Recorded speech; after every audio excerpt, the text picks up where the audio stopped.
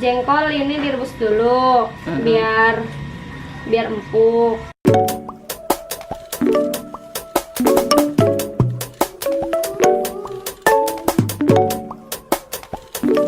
Biar ngapa diiris-iris?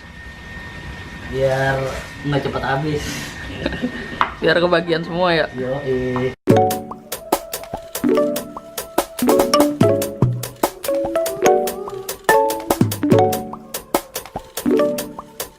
Bahannya cabai, bawang merah, bawang putih, tomat. Kalau mau pakai kemiri tapi kita nggak pakai kemiri, jadinya biar nggak kering, biar basah aja.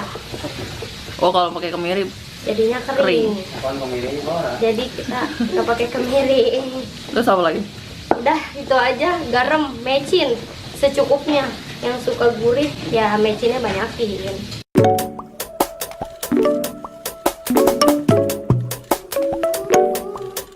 Sebelum dikasih bumbu, jengkolnya digoreng dulu biar enak.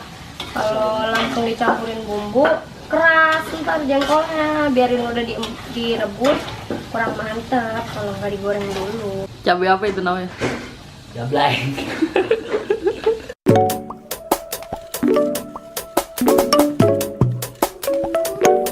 Tirisin apaan?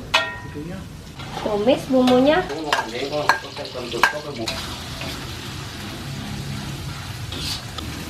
Masukin deh jengkolnya yang udah digoreng.